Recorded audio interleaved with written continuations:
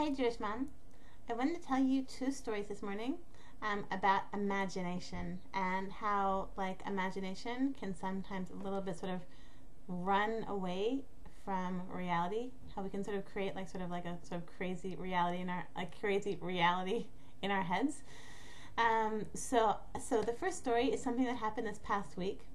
I have a really lovely neighbor, and my neighbor is looking for work. And so just a few months ago, then just as an odd job, then she started doing ironing for us. So she comes every Thursday and she does our ironing. And last Thursday, I'm sorry, 2 Thursdays ago, then when our neighbor was in the middle of ironing, I went out, which means that I went out and my kids were here. So it meant that she left and she didn't get paid. So the whole week I had it sort of written down that I need to call my neighbor. I need to be in touch with my neighbor to pay her and to pay her and to pay her. And my neighbor she's sort of on the kind of shy side. She's sort of a gentle person. So then the whole week I was sort of pushing off. I had a list of things to do. I have a to-do list on my bulletin board.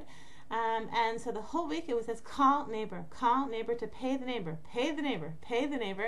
And the whole week I had this to do and that to do, and I was too tired. I was busy with the baby. I was busy with all various things. And so I didn't take care of it. And the whole week I was feeling bad about it because I saw that's something really you should do. In fact, I think it's maybe a Torah commandment to pay somebody on the day that they do a job. It's not a Torah commandment. It's an important thing that it's an important mitzvah, something that you should do. So the whole week I was like, why didn't you she needs the money, and she's doing ironing because she needs the money because she's out of work, and what if she doesn't have what if she doesn't have food for Shabbat? Because I was sort of the whole week, and even before Shabbat I didn't call her. So what happened last Thursday? She was supposed to come for ironing, and she didn't come. And then I was really upset because I thought, oh my God, I'm so terrible. Probably, she's so embarrassed, and she's a gentle person, and so she's sort of on the shy side, and she's just, she's too timid to call me up to remind me. It's too embarrassing to remind me to pay her the 50 shekels I owe her for doing the ironing. And she's probably she doesn't have food for Shabbat, and probably all Shabbat she was miserable, and probably all the Shabbat she was hungry, and probably she was thinking all the Shabbat how I've done this to her, and how I am a terrible person, and I left the house in order not to pay her, whatever, thinking all sorts of crazy things. So then Saturday night, I decided Mosei Shabbat, I said, Zeh, I have to call her. I can't believe I didn't pay her immediately, and I should have just walked across the street and paid her instead of just putting it on my to-do list and never doing it. I just think, oh my God, and I ruined her Shabbat and I ruined her week, and she's just so upset with me. So I call her, and her response was, oh, hi, I'm really sorry I didn't come on Thursday. And I said, oh, it's okay. It's okay you didn't come, but I'm really sorry I didn't pay you. I really should have paid you. She said, well, don't you remember that the week before, you didn't have change, so you gave me extra money, because you didn't have small money. So in fact, you gave me double. So in fact, you gave me really for 2 weeks. So you'd already given me money to cover last week. And I was like, oh, okay, I'm happy to hear that. I was worried that you were upset because I hadn't paid you. She said, no, you had already paid me. She said, I'm just sorry that I didn't come on Thursday. It was irresponsible of me. Imagination. It's not the first time, right? And not the last time, unfortunately. Okay, so I want to tell you another story, and this is sort of more the point that I want to make with this pep talk. Another story about imagination. So I have a really, really lovely neighbor. She's a neighbor who's a very devout woman in my neighborhood. She's in my neighborhood, there's sort of an enclave of sort of very Haredi, Yiddish speaking kind of people. And so she's one of those people. And I really admire her a lot. She's she's a person who does a lot of chesed, and she's very good hearted, and every time I walk by, she's always saying Tehillim, and a very, very holy person. So 2 years ago, I gave birth, I think about a week after this neighbor. And so I saw that, and I saw my neighbor. Well, I'll call her Rivki. Okay, so I saw Rivki walking to the hospital when she was in labor. And I saw, because we live very near a hospital, there's a hospital that's like a block away. In fact, this last birth to Yonatan Sor, we actually walked. In fact, I think the last 3 births, we walked to the hospital because it's a block away. And so I saw Rivki walking with her husband. Her husband was carrying like a duffel bag of her stuff, and she was obviously, looked sort of like, husband and wife walking together with a duffel bag. Then they're going to give birth. So I looked at her, and she smiled at me, and she looked so happy. And just, it was an amazing thing to see, because I thought, wow, like, she's in labor, and she just looks so joyful and so calm and just so peaceful and joyful and whatever. And I thought, wow, like, that's how it is when you're like a holy person like that, who like sits all day saying Tehillim and, and doing chesed for people and, davening. And when you're like a Rebbitzin and the daughter of a Rebbitzin and the granddaughter and the great-great-grandfather, great-great-granddaughter of Rebbitzins and rabbis and holy people. And I just thought, wow, like, it must be that, that she just like giving birth for her, like, she's just so spiritual on such a spiritual level that, like, it just doesn't even hurt. Like, when I'm going to give birth, I don't know what I look like on the outside, but on the inside, mamash, I'm like really nervous. I'm pretty terrified when I'm actually going to give birth. And looking at her, she just looked amazing, like as though she was just like having the time of her life, and she was just so happy, and she's just like so looking forward to her beautiful, calm birth to bring in another Yiddish Nachshama into the world, or whatever she, however she frames it for herself. And I was really like sort of jealous, because I was thinking, I'm going to be giving birth. So basically, I was due to give birth, I guess, a week or two after that. And I was thinking, wow, like, there's no way I'm going to look like that. Like, and like me, it's difficult for me. Like, I'm a Balat Shuva.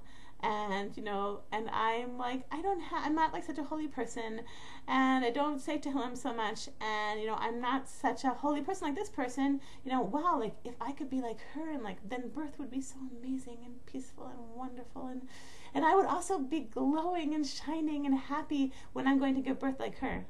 I thought, well, that'll never happen. So this past time I gave birth, so 2 years later, a really funny thing happened. That after I gave birth to Yonatan Sor, then I went to the hospital, and then I went to the Beit HaChlama, which is like a recovery home. So a recovery home for women who've just given birth. And a really funny thing, who was there with me? Rivki. Rivki was there. Again, we had given birth like 2 years apart. We had given birth together. And so what do you do if you've ever been in like a recovery house, like a Beit HaChlama, at least in Israel, I don't know if they have these in America or what it's like, but here what happens is people talk. It's like women sitting together and talking about pregnancy and birth and pregnancy and birth and pregnancy and birth. And just for hours, you like sit over these huge, incredible meals. How much it's incredible, and it's a really fun experience. Actually, I really enjoy it. But people, you also take care of the baby and you rest. But like at mealtime, that's what you're doing. You're hanging out with all these women from all over Israel. In fact, and just talking about pregnancy and birth and pregnancy and birth. So I was sitting with Rivki, and she's a person that like I know and sort of I say hello to when I pass her on the street or whatever. But all of a sudden, I was hearing, she's talking about her last birth. And how incredibly traumatic it was. She had an emergency C-section. The baby had been like too big to come out, and so basically she was like pushing out the baby, and they had to do a C-section. And just how traumatic it was, and how painful it was, and how it took her 3 months to recover from the pain of this emergency C-section, and how this whole pregnancy, then she was so nervous and working so hard to keep the baby small, and she went on a special low carb diet to keep the baby small, so that she would be able, and Baruch Hashem, she was actually able to have a natural, have like a vaginal birth, VBAC, and how happy she was, and I was like, wow, that's eye-opening. I had seen her. I actually even saw her at the last birth. And I was, I'd made up this whole story about how wonderful the birth must have been and how joyful and peaceful and wonderful, and how like when you're such a holy person like that, then birth is like that. It's not scary, it's not difficult, and I made up this whole crazy story in my head, and really, it really was completely not true.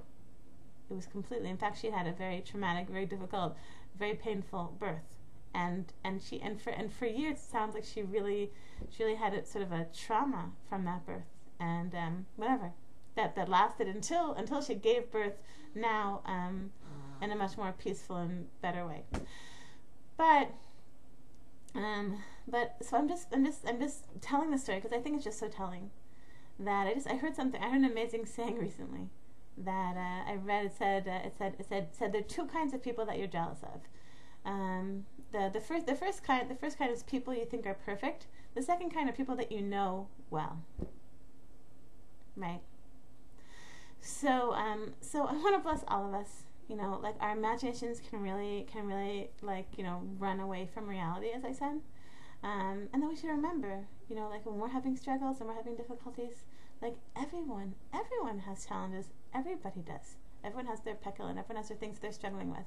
And sometimes like you see people, and like on the outside it just looks so perfect and so wonderful, and we just have no idea really what people are going through. And everyone's going through something. Yeah. So and so I think like we should have, instead of like kicking ourselves and saying, why can't I be more perfect, and why can't I be more perfect, and why can't I be more perfect, then just remember, like, okay, everyone's struggling with something, and everyone, like, God gives everyone their peccadillo. So so have compassion for yourself. You have your peccadillo, and we all have our peccadillo, and have compassion for ourselves and love ourselves, and remember that Hashem loves us, and Hashem gave us our own peccadillo with love, and so to be, I just want to remind all of us to be a bit kinder to ourselves, even if we're not perfect, because no one is. Okay. I want to bless all future Shrems with an amazing, amazing week.